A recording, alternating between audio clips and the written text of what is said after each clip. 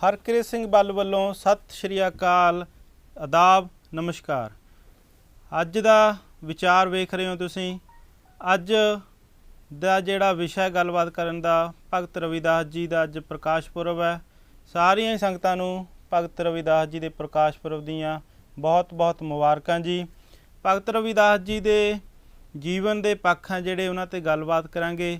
ਉਹਨਾਂ ਦੇ ਜਿਹੜੇ ਅਧਿਆਤਮਿਕ ਪੱਖ ਨੇ, ਜੀਵਨ ਦੇ ਸਮਾਜਿਕ ਪੱਖ ਨੇ, ਉਹਨਾਂ ਦੀਆਂ ਸਿੱਖਿਆਵਾਂ, ਬਾਣੀ ਆਦਿਕ ਵਿਸ਼ਿਆਂ 'ਤੇ ਅਸੀਂ ਗੱਲਬਾਤ ਕਰਾਂਗੇ। ਭਗਤ ਰਵਿਦਾਸ ਜੀ ਦੇ ਜੇ ਗੱਲ ਕਰੀਏ ਸਮਕਾਲ ਦੇ ਵਿੱਚ ਹੋਰਨਾਂ ਜਿਹੜੇ ਭਗਤਾਂ ਦੀ ਸਾਨੂੰ ਜਾਣਕਾਰੀ ਉਹਨਾਂ ਦੀ ਬਾਣੀ ਵਿੱਚੋਂ ਪ੍ਰਾਪਤ ਹੁੰਦੀ ਹੈ। ਜਿਵੇਂ ਨਾਮਦੇਵ, ਕਬੀਰ, ਤਲੋਚਨ, ਸਦਨਾ, ਸੈਨ ਤਰੈ, ਕਹਿ ਰਵਿਦਾਸ ਸੁਨੋ ਰੇ ਸੰਤੋ ਹਰ ਜੀਓ ਤੇ ਸਵੈ ਸਰੈ। ਭਗਤ ਕਬੀਰ ਜੀ ਦੀ ਬਾਣੀ ਦੇ ਵਿੱਚ ਵੀ ਭਗਤ ਰਵਿਦਾਸ ਜੀ ਮਹਾਰਾਜ ਦਾ ਜਿਹੜਾ ਜ਼ਿਕਰ ਆਉਂਦਾ ਹੈ। ਉਹ ਭਗਤ ਕਬੀਰ ਜੀ ਫਰਮਾਉਂਦੇ ਨੇ, ਹਰ ਸੋ ਹੀਰਾ ਛਾੜ ਕੈ ਕਰੈ ਆਨ ਕੀ ਆਸ, ਤੇ ਨਰ ਦੋਜਕ ਜਾਹੇਂਗੇ ਸਤ ਪੱਖ ਹੈ ਰਵਿਦਾਸ। ਅੱਜ ਗੱਲਬਾਤ ਕਰਨ ਲਈ ਭਗਤ ਰਵਿਦਾਸ ਮਹਾਰਾਜ ਦੇ ਜੀਵਨ ਦੇ ਸੰਬੰਧ ਦੇ ਵਿੱਚ ਗੱਲ ਕਰਨ ਲਈ ਸਾਡੇ ਨਾਲ ਮੌਜੂਦ ਨੇ ਸਟੂਡੀਓ ਵਿੱਚ ਸਾਡੇ ਮਹਿਮਾਨ ਡਾਕਟਰ ਅਵਤਾਰ ਸਿੰਘ ਜੀ। ਅਵਤਾਰ ਸਿੰਘ ਜੀ, ਸਤਿ ਸ਼੍ਰੀ ਅਕਾਲ ਜੀ, ਨਮਸਤੇ, ਬਹੁਤ ਬਹੁਤ ਸਵਾਗਤ ਹੈ ਜੀ ਤੁਹਾਡਾ। ਸਭ ਤੋਂ ਪਹਿਲਾਂ ਜੀ ਤੁਹਾਨੂੰ ਰਵਿਦਾਸ ਭਗਤ ਜੀ ਮਹਾਰਾਜ ਦੇ ਜਨਮ ਦਿਨ ਦੀਆਂ ਬਹੁਤ ਬਹੁਤ ਮੁਬਾਰਕਾਂ।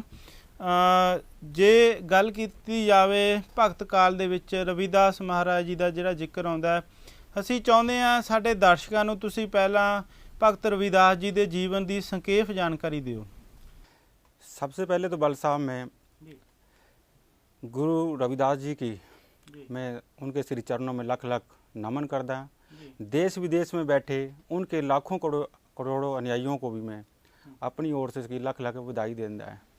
श्री गुरु रविदास जी का जन्म 1377 ईस्वी 1377 AD में बनारस उत्तर प्रदेश में हुआ। ऐसा माना जाता है कि जगत गुरु गुरु रविदास जी 120 से 126 साल तक इस धरती पर रहे और उन्होंने मानवता की सेवा की। इवन कि इस बात से भी इनकार नहीं किया जा सकता कि गुरु रविदास जी के जीवन को लेकर तरह तरह की मान्यताएं रही हैं। बहुत सारे हिस्टोरियन के बीच में, इतिहासकारों के बीच में ये कहा जाता है कि गुरु रविदास जी का जन्म यानी कि 1399 AD में हुआ और 1520 तक AD तक वो इस धरती पर रहे। परंतु ये अलग अलग मान्यताएं हैं और इतिहासकारों में विरोधाभास पाया जाता है। अगर हम ये ऐसा माना जाए कि 1377 से 1540 तक का जो समय है वो उस समय के दौरान इस धरती पर रहे और लगभग 120 से 126 साल तक वो मानवता की सेवा करते रहे। श्री गुरु रविदास जी के फादर साहब का नाम संतोख दास हुआ करता था। उनकी माता जी का नाम कलसा देवी हुआ करता था और उनकी धर्मपत्नी श्रीमती लोना देवी जी हुआ करती थी और उनकी दादी जी लखपति हुआ करती थी और उनके दादाजी यानी के कालू राम जी हुआ करते थे। उनके बेटे का नाम यानी के विजयदास हुआ करता था। अगर हम देखें कि बचपन से लेकर यानी कि अपने जीवन के मध्य स्टेज तक उन्होंने मानवता के हर एंगल से सेवा की और यही शब्द यानी कि उनको आध्यात्मिकता की ओर लेकर गए।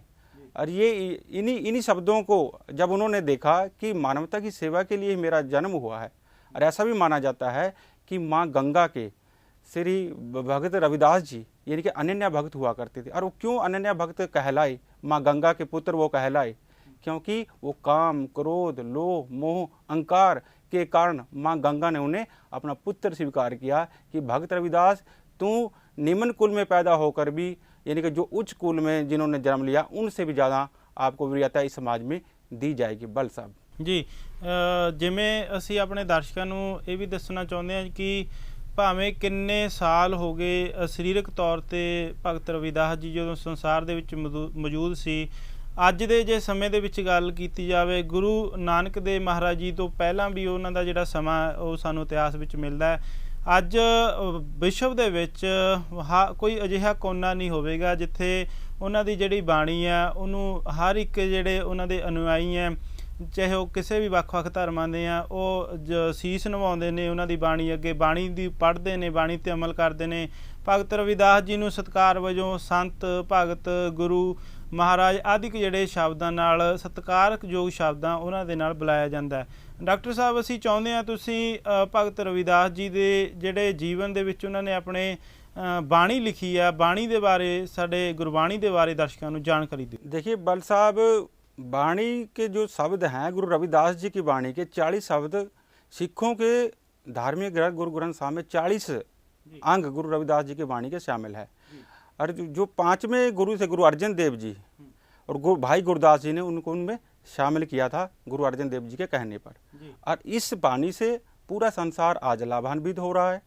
और गुरु रविदास जी ने हर एक वर्ग के लिए यानी कि फैसिलिटी मुहैया कराने की, यानी कि छोटा है, बड़ा है, ऊंच है, निम्न है, मिडल है, कोई भी है, हर प्रकार से उसे यानी कि प्रोत्साहित करने का प्रयास किया है। और शोषक वर्ग की हमेशा उन्होंने आलोचना की है। बल साहब जी, जे गल कीती जावे समाजिक पक्ष की, ਤੁਸੀਂ ਕਿਵੇਂ ਵੇਖਦੇ ਹੋ ਜੀ ਉਹਨਾਂ ਦੇ ਸਮੇਂ ਵਿੱਚ ਸਮਾਜ ਕਿਹੋ ਜਿਹਾ ਸੀ?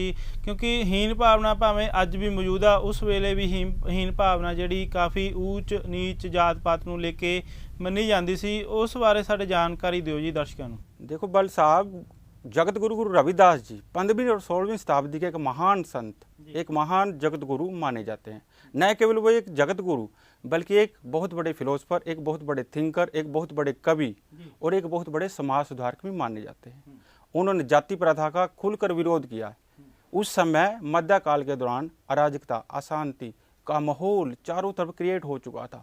और ऐसे ही समय में जगत गुरु गुरु रविदास जी का पदार्पण हुआ। उन्होंने अपने समकालीन संतों के साथ मिलकर यानी कि समाज की बुराइयों का निपटारा करने की बात सोची। जैसे जाति प्रथा को लेकर हम बात करें, यानी कि उन्होंने जाति प्रथा का खंडन किया और वो कहा करते थे, ओछी जाति ओछा जन्म हमारा, कहे संत रविदास चमारा। यानी कि कोई मुझे छोटा कहे, बड़ा कहे, ऊंच कहे, नीच कहे, आई हैव नो प्रॉब्लम, मेरे को इस चीज़ से कोई फर्क ही नहीं पड़ता। इंसान जो है वो भगवान ने बनाया है, न कि इंसान ने भगवान को बनाया है। सभी का खून एक जैसा है, फिर कौन छोटा और कौन बड़ा हो सकता है। और ऐसी चीज़ों को लेकर वो हमेशा ही यानी कि अपनी बाणी से लोगों को लाभान्वित करते रहते थे। बल साहब डॉक्टर साहब, जे गल कीती जावे अध्यात्म पक्ष दी विच, उन्हां दी बाणी दे विच सानू वख अनेकां प्रकार दे जिहड़े अध्यात्मक तौर ते पक्ष मिलदे ने। उहदे विच चाहे सिमरन, गुरु दी महिमा, ज्ञान, सत संगत, सदगुणां दे धारनी होना, अवगुणां दा त्याग करना, हंकार दा त्याग करना आदिक जिहड़े सानू विषयां ते अध्यात्मिक पक्षों जानकारी उन्हां दी बाणी दे विचों प्राप्त हुंदी है।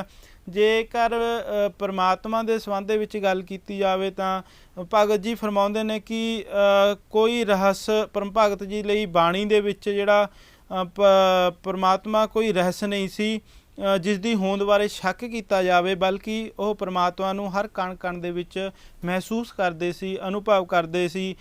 जिवें उन्हां दी बाणी दी तुक मैं पढ़नी चाहांगा। श्री गुरु ग्रंथ साहिब दे विच पन्ना नंबर अंग 93 ते दर्ज है, तो ही मोही मोही तो ही अंतर कैसा, कनक कटक जल तरंग जैसा।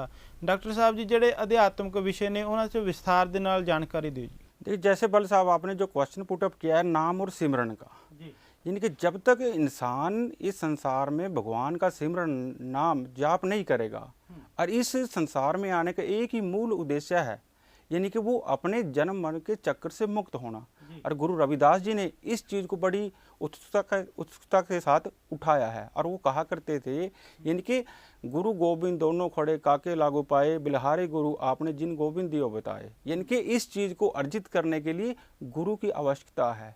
जब तक आप गुरु धारण नहीं करोगे तब तक आप परमात्मा को प्राप्त नहीं कर सकते हैं। जिस प्रकार से एक नदी है और एक नदी को पार करने के लिए एक व्यक्ति को एक यानी कि किश्ती की ज़रूरत पड़ती है, और उस किश्ती को यानी कि हाँकने के लिए ख्वाइये की ज़रूरत पड़ती है। यानी कि दो नदियों को दोनों किनारों को मिलाने के लिए किश्ती और ख्वाइये की ज़रूरत है। उसी प्रकार से यानी कि भगत और परमात्मा का टाई अप करने के लिए गुरु की ज़रूरत पड़ती है, और ऐसा करके हम उस परमात्मा को प्राप्त कर सकते हैं। जी, जिवें कहंदे ने डॉक्टर साहब भी ਜਿਹੜਾ ਮਨੁੱਖ ਹੁੰਦਾ ਉਹ ਆਪਣੇ ਕਰਮਾਂ ਕਰਕੇ ਵੱਡਾ ਹੁੰਦਾ, ਨਾ ਕਿ ਆਪਣੀ ਜਾਤ ਕੁੱਲ ਕਰਕੇ ਵੱਡਾ ਹੁੰਦਾ। ਜਿਹੜਾ ਕਰਮ ਦਾ ਸਿਧਾਂਤ ਹੈ, ਕਰਮ ਦੀ ਫਿਲਾਸਫੀ ਗੁਰੂ रविदास भगत जी ਦੀ ਜਿਹੜੀ ਵਿਚਾਰਧਾਰਾ ਉਹਦੇ ਅਨੁਸਾਰ ਕਰਮ ਦੀ ਫਿਲਾਸਫੀ ਕੀ ਹੈ? देखिए बाल साहब, गुरु रविदास जी यानी कि छोटा बड़ा नहीं मानते थे और वो कहा करते थे मन चंगा कटौती ते गंगा।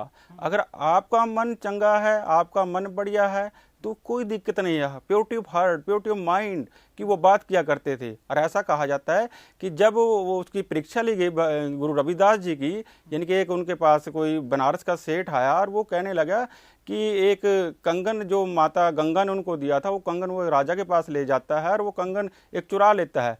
और राजा उसको कहता है कि अगर आप एक कंगन देते हैं तो मेरे को दूसरा कंगन भी चाहिए। और जब वो लेने को कहता है राजा को, महाराज मेरे पास तो एक ही कंगन है, तो फिर वो भगत रविदास जी की शरण में आ जाता है और बोलता है कि भगत रविदास जी, मेरे से गलती हो गई, जो कंगन माता ने आपको दिया था आपके लिए वो मैंने चुरा कर राजा को दे दिया और राजा मेरे से दूसरा कंगन मांगने लग गया है। तब राजा और पूरी की पूरी उसकी जो उस समय काउंसिल के मेंबर थे वो यानी कि गुरु रविदास जी के शरण में आते हैं और गुरु रविदास जी को कहते हैं कि हमें ये चमत्कार करके दिखाइए। और वो कहते हैं कि मन चंगा कटौती थे गंगा, यानी कि अगर आपका मन साथ है तो यानी कि माँ गंगा वो जिस कटौती से बोलते हैं, जिसके बीच में चमड़े को भेकर जूती तैयार की जाती है, उसके बीच में माँ गंगा आ जाती है। कि अगर आपके बीच में पवित्रता है, साफता है, अगर आपके बीच में सादगी है तो फिर भगवान आपके पास है। और यही कारण थे कि काम क्रोध लोभ मोह अहंकार से वो मुक्त थे और ऐसी आइडियोलॉजी को लेकर यानी कि गुरु रविदास जी चला करते थे। जी डॉक्टर साहब, ਗ੍ਰਹਿਸਤ ਦੀ ਗੱਲ ਕੀਤੀ ਜਾਵੇ, ਸਿੱਖ ਧਰਮ ਦੇ ਵਿੱਚ ਗ੍ਰਹਿਸਤ ਨੂੰ ਬਹੁਤ ਮਾਨਤਾ ਦਿੱਤੀ ਜਾਂਦੀ ਹੈ। ਸਾਹਿਬ ਸ੍ਰੀ ਗੁਰੂ ਨਾਨਕ ਦੇਵ ਮਹਾਰਾਜ ਜੀ ਨੇ ਵੀ ਗ੍ਰਹਿਸਤ ਦੇ ਧਾਰਨੀ ਹੋਣੇ ਵਾਸਤੇ ਆਪਣੇ ਜਿਹੜੇ ਅਨੁਆਈ ਸੀ ਉਹਨਾਂ ਨੂੰ ਆਖਿਆ ਸੀ। ਜੇਕਰ ਭਗਤ ਰਵਿਦਾਸ ਜੀ ਦੀ ਗੱਲ ਕੀਤੀ ਜਾਵੇ, ਉਹਨਾਂ ਦੀ ਗ੍ਰਹਿਸਤ ਦੇ ਸੰਬੰਧੀ ਕੀ ਵਿਚਾਰਧਾਰਾ ਸੀ? देखिए बल साहब, गुरु रविदास जी कहा करते थे कि शादी ब्याह करके भी ईश्वर को प्राप्त किया जा सकता है। ये जरूरी नहीं है कि आप वनों में जाएं, जंगलों में जाएं, तब जाकर आपको भगवान की प्राप्ति होगी, ऐसा नहीं है। गुरु रविदास जी भी कहा करते और संत कबीर जी भी कहा करते, गुरु नानक देव जी भी कहा करते थे। यानी कि इंसान की जो पोजीशन है वो कैसी है, कैसी पोजीशन है कि जिस प्रकार से जो मृग का बच्चा होता है उसके पेट के बीच में कस्तूरी लगी होती है और वो सोचता है कि दूर जंगल से कहीं यानी कि महक आ रही है, यानी कि वो महक वहाँ से नहीं आती है, उसकी नाभि से आती है। और उसी प्रकार से यानी कि इंसान ईश्वर को कहाँ ढूंढता है? धार्मिक इंस्टीट्यूट में ढूंढता है, धार्मिक स्थानों पर जाता है। इवन कि मैं इस बात से इनकार नहीं कर रहा कि धार्मिक इंस्टीट्यूट में भगवान हो सकते हैं, परंतु अपने अपनी हर एक व्यक्ति की मानसिकता है। अगर आप प्योरिटी के साथ धार्मिक इंस्टीट्यूट में जाओगे तो भगवान आपको मिलेंगे, परंतु अगर आप गंदे विचार लेकर जाओगे, वो छोटी सोच लेकर जाओगे, फिर इस बात की कोई गारंटी नहीं है कि आपको भगवान वहाँ पर मिल जाएं। और संत रविदास जी और गुरु रविदास जी ही कहते थे कि आप मन को साफ रखें, मन अगर आपका साफ है तो आपको निश्चित रूप से भगवान की ਪ੍ਰਾਪਤੀ ਹੋਗੀ। ਬਲ ਸਾਹਿਬ, ਡਾਕਟਰ ਸਾਹਿਬ, ਜੇ ਆਪਾਂ ਭਗਤੀ ਕਾਲ ਦੀ ਗੱਲ ਕੀਤੀ ਹੈ, ਮੱਧ ਕਾਲ ਦੇ ਵਿੱਚ ਤੋਂ ਪਹਿਲਾਂ ਜਿਹੜਾ ਭਗਤੀ ਕਾਲ ਪ੍ਰਾਰੰਭ ਹੁੰਦਾ ਹੈ, ਉਹਦੇ ਵਿੱਚ ਦੋ ਜਿਹੜੀਆਂ ਸਾਨੂੰ ਵਿਚਾਰਧਾਰਾ ਹੈ ਉਹਦੀ ਜਾਣਕਾਰੀ ਮਿਲਦੀ ਹੈ, ਨਿਰਗੁਣ ਤੇ ਸਰਗੁਣ ਜਿਹੜੀ ਧਾਰਾ ਦੋ। ਉਹਦੇ ਵਿੱਚ ਜੇ ਗੱਲ ਕੀਤੀ ਜਾਵੇ, ਭਗਤ ਰਵਿਦਾਸ ਜੀ ਦੀ ਜਿਹੜੀ ਵਿਚਾਰਧਾਰਾ ਹੈ ਉਹ ਮੂਰਤੀ ਪੂਜਾ ਨੂੰ ਲੈ ਕੇ ਉਹਨਾਂ ਦੀ ਕੀ ਵਿਚਾਰਧਾਰਾ ਹੈ? देखिए बल साहब, गुरु रविदास जी निर्गुण विचारधारा के शख्सियत माने जाते थे और वो मूर्ति पूजा का बिल्कुल यानी कि एकदम से खंडन करते थे। और वो कहा करते थे कि अगर मूर्ति पूजा ही करनी है तो उससे कुछ होने वाला नहीं है। यानी कि जो उस समय की सोच थी, वो सोच क्या है, यानी कि समाज को तोड़ रही थी। अगर आपको इंसान से प्यार नहीं है फिर आप मूर्ति पूजा करके यानी कि भगवान को अर्जित नहीं कर सकते हैं, उसको प्राप्त नहीं कर सकते। यानी कि भगवान का अंश आत्मा के रूप में हर एक व्यक्ति के बीच में है। आप इंसान से इंसान को प्यार करके देखिए, जब तक आप इंसानी चोले में है और इंसान से आप प्यार नहीं करते तो आप भगवान से दूर हैं। यानी कि भगवान क्या है? भगवान हर एक इंसान के बीच में है, यानी कि आत्मा के रूप में वो है। और आप यानी कि छोटे और बड़े का भेद भुलाकर एक लेवल पर आने की कोशिश करिए और एक लेवल पर ले जाने की कोशिश गुरु रविदास जी ने की है। और यही विचार वो रखा करते थे और समाज को प्रोमिनेंट करना चाहते थे। ਜਿਵੇਂ ਸੰਸਾਰ ਦੇ ਕਲਿਆਣ ਵਾਸਤੇ ਜਿਵੇਂ ਸਾਨੂੰ ਜਾਣਕਾਰੀ ਇਤਿਹਾਸ ਦੇ ਵਿੱਚ ਮਿਲਦੀ ਆ ਵੀ ਧਰਮ ਦਾ ਪ੍ਰਚਾਰ ਕੀਤਾ, ਇੱਕ ਮਨੁੱਖ ਇੱਕ ਵਿਕਸਿਤ ਮਨੁੱਖ ਬਣਾਉਣ ਦੇ ਲਈ ਵੱਖ-ਵੱਖ ਜਿਹੜੇ ਭਗਤ ਨੇ ਉਹਨਾਂ ਦੇ ਸਾਨੂੰ ਜੀਵਨ ਕਾਲ ਦੇ ਵਿੱਚ ਪ੍ਰਾਪਤੀ ਜਿਹੜੀ ਇਤਿਹਾਸ ਤੋਂ ਮਿਲਦੀ ਹੈ। ਜੇ ਗੱਲ ਕੀਤੀ ਜਾਵੇ ਡਾਕਟਰ ਸਾਹਿਬ, ਰਵਿਦਾਸ ਭਗਤ ਜੀ ਦੇ ਜੀਵਨ ਕਾਲ ਦੇ ਵਿੱਚ ਉਹਨਾਂ ਨੇ ਮਨੁੱਖ ਜਿਹੜੀ ਮਨੁੱਖਤਾ ਦਾ ਕਲਿਆਣ ਕਰਨ ਲਈ ਜਿਹੜਾ ਧਰਮ ਦਾ ਪ੍ਰਚਾਰ ਤੇ ਪ੍ਰਸਾਰ ਕੀਤਾ ਉਹਦੇ ਬਾਰੇ ਜਾਣਕਾਰੀ ਦਿਓ ਜੀ। देखिए, गुरु रविदास जी ने धर्म का प्रचार करने के लिए काफ़ी प्रयास किए, यानी कि उन्होंने कोई अलग से संप्रदाय भी क्रिएट नहीं किया, परंतु उसके बावजूद भी उनकी वाणी को लोग बहुत ज़्यादा मानते हैं। गुरु रविदास जी को न केवल उत्तर प्रदेश में, पंजाब में, हरियाणा में, महाराष्ट्र में बहुत बड़े जगत गुरु के तौर पर, बहुत बड़े सुधारक के तौर पर जाना जाता है। आज उनकी वाणी का प्रचार प्रसार न केवल इंडिया में बल्कि संसार के बहुत विकसित देशों में, जैसे USA है, इंग्लैंड है, इटली है, जर्मनी है, फ्रांस है, रसिया है, हर एक जगह यानी गुरु रविदास जी के अनुयायी यानी कि पाए जाते हैं। और यही कारण है कि उनकी वाणी का इतना सत्कार है कि लोग उनको अपना न केवल गुरु बल्कि उनको अपना भगवान मानते हैं। और ਜੇ ਤੁਸੀਂ ਅਨੁਯਾਈ ਦੀ ਗੱਲ ਕੀਤੀ ਹੈ, ਭਗਤ ਜੀ ਦੇ ਜੀਵਨ ਕਾਲ ਦੇ ਵਿੱਚ ਵੀ ਜਿਹੜੇ ਉਹਨਾਂ ਦੇ ਅਨੁਯਾਈ ਸੀ ਉਹਨਾਂ ਦੇ ਬਾਰੇ ਕੁਝ ਜਾਣਕਾਰੀ ਹੈਗੀ ਹੈ जी?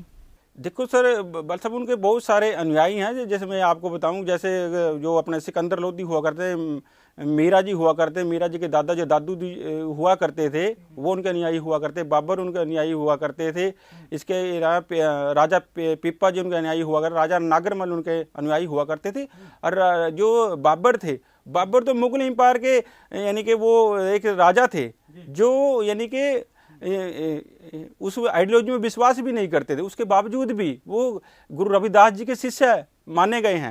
और गुरु रविदास जी ने उन्हें नकार भी दिया था, परंतु उनकी लगन को देखकर, उनकी सादगी को देखकर, उनके आत्मचिंतन को देखकर, उनकी उच्च चेतना शक्ति को देखकर यानी कि बाबर ने उन्हें अपना गुरु स्वीकार किया था। बल साहब जी, डॉक्टर साहब ਕਿਹਾ ਜਾਂਦਾ ਹੈ ਕਿ ਜਿਹੜਾ ਗਿਆਨ ਹੈ ਉਹ ਹੰਕਾਰ ਵਧਾਉਂਦਾ ਹੈ।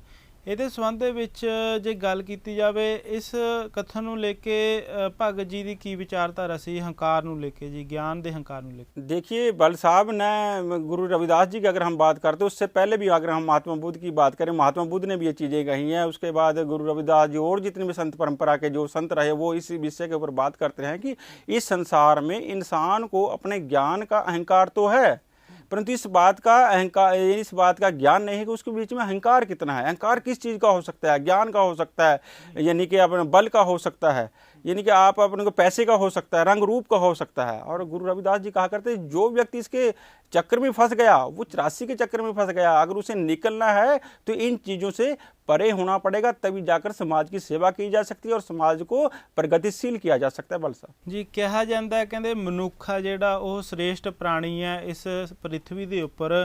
ਜੀਵਨ ਦਾ ਜਿਹੜਾ ਮਨੋਰਥ ਹੈ ਭਗਤ ਜੀ ਦੀ ਬਾਣੀ ਦੇ ਵਿੱਚ ਇਸ ਤਰ੍ਹਾਂ ਉਹਨਾਂ ਨੇ ਦਰਜ ਕੀਤਾ ਕਿ ਜੀਵਨ ਕਿਹੋ ਜਿਹਾ ਹੋਣਾ ਚਾਹੀਦਾ। ਉਹਨਾਂ ਦਾ ਕਹਿਣਾ ਕਿ ਮਨੁੱਖ ਸਭ ਭੁੱਲ ਕੇ ਜਿਹੜਾ ਕੁਮਾਰਗ 'ਤੇ ਚੱਲਦਾ ਉਹਦੀ ਜਗ੍ਹਾ ਉਹਨੂੰ ਧਰਮੀ ਹੋਣਾ ਚਾਹੀਦਾ, ਅਧਰਮੀ ਨਹੀਂ ਹੋਣਾ ਚਾਹੀਦਾ ਮਨੁੱਖ ਨੂੰ। ਉਹ ਚੇਤਾਵਨੀ ਦਿੰਦੇ ਹੋਏ ਭਗਤ ਜੀ ਫਰਮਾਉਂਦੇ ਨੇ ਬਾਣੀ ਦੇ ਵਿੱਚ, ਜੋ ਦਿਨ ਆਵੈ ਸੋ ਦਿਨ ਜਾਹੀ, ਕਰਨਾ ਕੂਚ ਰਹਿਨ ਥਿਰ ਨਾਹੀ, ਸੰਗ ਚਲਤ ਹੈ ਹਮ ਪੀ ਚਲਨਾ, ਦੂਰ ਗਵਨ ਸਿਰ ਉੱਪਰ ਮਰਨਾ, ਕਿਆ ਤੂੰ ਸੋਇਆ ਜਾਗ ਆਨਾ, ਤੈ ਜੀਵਨ जग सच कर जाना। जी, की कहना चाहूँगे जी? देखिए, गुरु रविदास जी ने हर समय समाज की भलाई की ही बात सोची है। वो समाज से परे जाकर उन्होंने कुछ सोचा ही नहीं है कि समाज में मेरा जन्म हुआ, समाज को मैंने सुधारना है।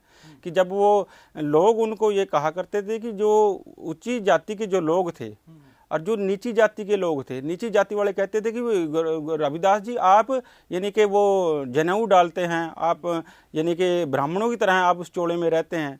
और ब्राह्मण जो वर्ग था वो उसे ये बताने की कोशिश करता था कि आप नीच कुल के हो, आप छोटे कुल के हो। वो कहते थे कि यानी कि इस संसार में मनुष्य को यानी कि भगवान ने बनाया, सभी का खून एक जैसा है। और एक बार उन पर आरोप लगाया कि आप तरह तरह की शिक्षा देते रहे, तो चलो राजा के सामने ये चीज़ें प्रूव करके दिखाओ।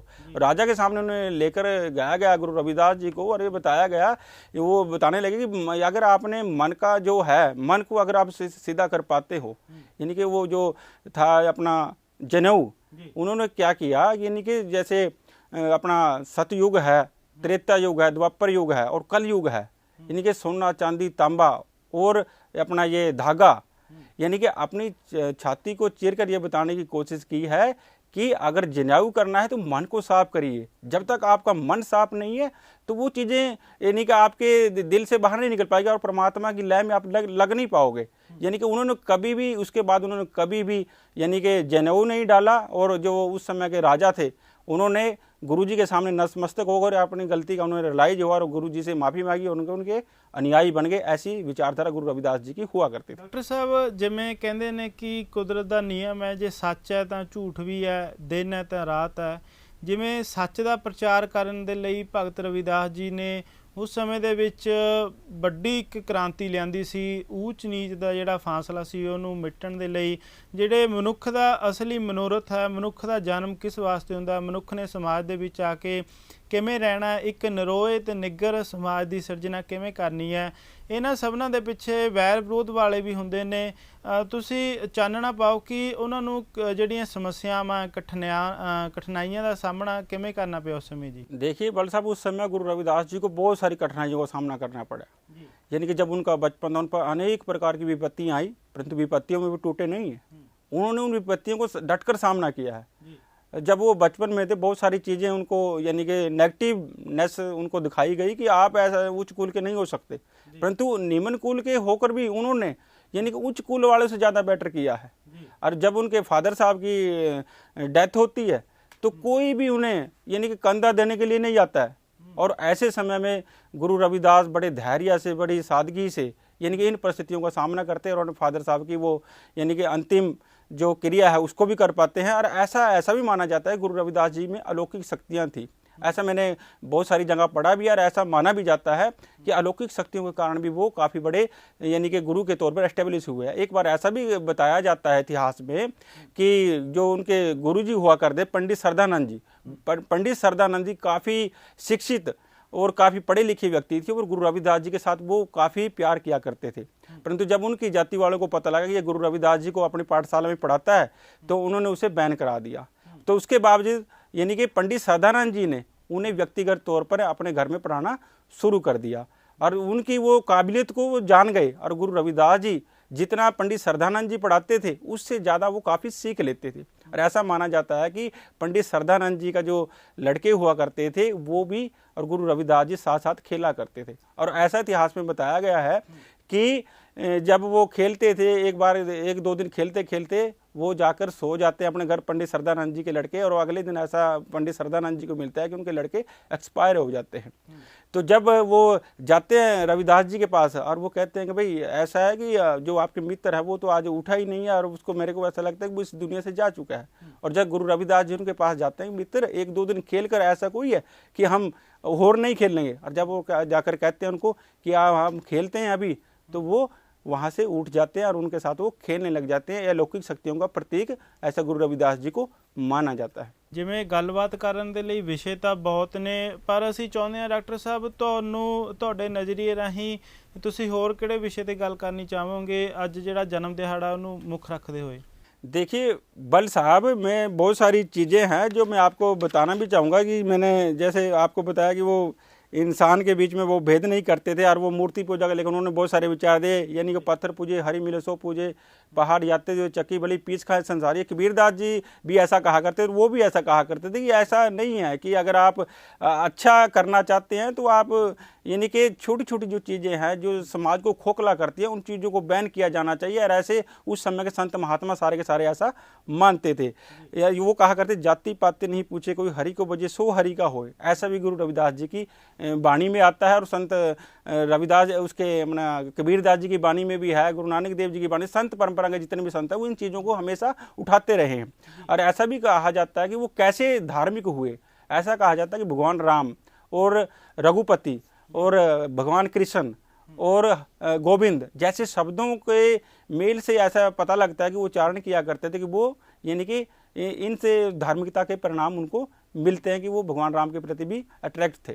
डॉक्टर साहब ਜਾਂਦੇ ਹੋਏ ਅਸੀਂ ਇਹੀ ਬੇਨਤੀ ਕਰਦੇ ਹਾਂ ਤੁਹਾਨੂੰ ਕਿ ਸਾਡੇ ਜਿਹੜੇ ਦਰਸ਼ਕ ਨੇ, ਸੰਗਤ ਹੈ, ਉਹਨੂੰ ਤੁਸੀਂ ਅੱਜ भगत रविदास जी के जन्म दिहाड़े के उत्ते की संदेश देना चाहोगे जी। देखिए बल साहब, मेरा संदेश तो ये किया कि अगर आप गुरु रविदास जी को फॉलो करते हैं, उनको अपना आदर्श मानते हैं, तो गुरु रविदास जी के द्वारा जो रास्ता दिखाया गया है सादगी का, आत्मबल का, यानी कि ऊंच नीच छोटे बड़े को छोड़कर एक समतापूर्वक समाज की स्थापना करना, वर्ग विहीन समाज की स्थापना करना, राज्य विहीन समाज की स्थापना, एक ऐसे लेवल पर आकर आ जाना जहाँ पर समाज में प्रगति ही प्रगति हो, कोई छोटा बड़ा ना हो, कोई ऊंच नीच ना हो। और ऐसी परिकल्पना ही श्री गुरु रविदास जी, जगत गुरु रविदास जी करते थे। और ऐसी परिकल्पना के साथ में एक बार फिर यानी कि उनके देश विदेश में बैठे लाखों करोड़ों अनुयायियों को यानी कि अपनी ओर से नमन करता हूं और उनके इस पावन अवसर की लख लख बधाई देता हूं। बल साहब। हाँ जी, ਅਸੀਂ ਅਖੀਰ ਦੇ ਵਿੱਚ ਇਹੀ ਕਹਾਂਗੇ ਕਿ ਇੱਕ ਸਮੁੱਚੇ ਜਿਹੜਾ ਸੰਸਾਰ ਹੈ, ਵਿਸ਼ਵ ਹੈ, ਸ਼ਾਂਤੀ ਵਿੱਚ ਰਹਿ ਕੇ ਹੋਏ ਊਚ ਨੀਚ, ਜਾਤ ਪਾਤ ਆਦਿ ਕੇ ਜਿਹੜੇ ਭੇਦਭਾਵ ਨੇ ਇਹਨੂੰ ਮਿਟਾ ਕੇ ਇੱਕ ਨਰੋਏ ਨਿੱਗਰ ਸਮਾਜ ਦੀ ਇੱਕ ਸਿਰਜਣਾ ਕਰੀਏ। ਗੁਰੂ ਮਹਾਰਾਜ ਦੀ ਬਾਣੀ ਹੈ ਜਿਹੜੀ ਉਹਦੇ ਉੱਪਰ ਚੱਲਣ ਦਾ ਯਤਨ ਕਰੀਏ। ਅੱਜ ਦਾ ਜਿਹੜਾ ਪ੍ਰੋਗਰਾਮ ਆ ਉਹਦੇ ਵਿੱਚ ਇੰਨੇ ਜਿਹੜੇ ਅਸੀਂ ਪੱਖ ਪੇਸ਼ ਕਰ ਸਕੇ ਕਿਉਂਕਿ ਸਮੇਂ ਦੀ ਅਣਹੋਂਦ ਹੈ। ਡਾਕਟਰ ਸਾਹਿਬ ਜੀ ਬਹੁਤ ਬਹੁਤ ਧੰਨਵਾਦ ਜੀ। ਸਤਿ ਸ਼੍ਰੀ ਅਕਾਲ ਜੀ। ਵਾਹਿਗੁਰੂ ਜੀ ਕਾ ਖਾਲਸਾ, ਵਾਹਿਗੁਰੂ ਜੀ ਕੀ ਫਤਿਹ।